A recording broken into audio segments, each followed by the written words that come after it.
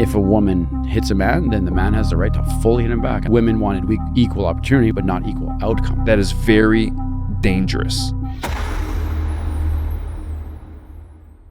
We've seen the debates going back and forth when it comes to things like gender and bathrooms. We've seen the debates that are happening and the labeling and the persecution that does come verbally. Yeah. And there hasn't really been major physical violence from that. But we want to talk about where can these ideas lead if they go unchecked, because that is a really important thing. And you can go on a macro example, like talk about a whole as a nation, but you also can go micro examples like in our own personal lives. There's certain things that go unchecked. There's reasons why I have people in my life to balance me, and if I need to run things by them or need correction, it's because that's a check and balance so that sometimes things can get away from us. You know what I mean? Yeah. But like even the this might seem like it's a quick flippant response. I'll admit that.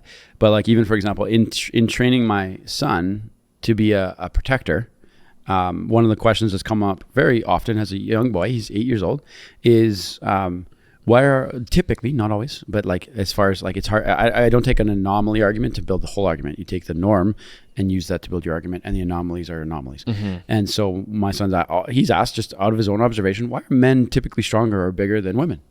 And then I just essentially tell him that's the way God's designed them. They're very different, and we have different purposes and different things. And I said, and I do believe that as a man, you are to protect women. You keep them safe. Now, the equality argument counteracts that exactly. Like the extreme side of the equality argument is the complete opposite of that. Total equality. We are completely equal. Every man and every woman should do exactly the same, earn the same, grab the same, do the same.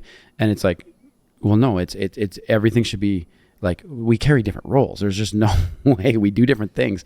And so if you take the extreme side of that equality argument, then if a woman hits a man, then the man has the right to fully hit him back. And I disagree with that. No, a man should not. And I don't think a woman should hit a man either.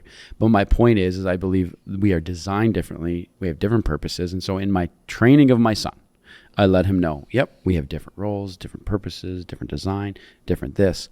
And that's the danger of going down these roads. And one of the things about going after traditional values is DEI kind of does that. DEI kind of, that diversity, equity, inclusion goes down kind of muddying the waters of traditional values. And that's where we've seen some of the examples of this, where this started bleeding into like firefighters, where women wanted equal opportunity, which is good, equal opportunity, but not equal outcome. Equal outcome, in my opinion, is dangerous, because you get to a situation where, let's say it's a 5'1" woman or man, I don't care, if you're a small person, smaller, and you need to get a 260-pound man out of a skyscraper, who are you going to put your money on? The person who's got bigger build, bigger size, bigger strength, and we need that to not continue to grow and flourish. And so to me, this is kind of an attack, not an attack, it's the wrong word. This is kind of an erosion of traditional values that has a slippery slope to it. We have to be careful of what it. The thing that I was going to ask you that I mentioned before is what she is saying. Do you think that she is actually, what she's saying is actually the road to extremism? What she's doing? Would you agree with that thought? Maybe you want me to unpack that? I think I know what you're saying. Yeah. For example, like what I'd say is history. History has shown us that the targeting of traditional values has ended up being the extremist road. 100%.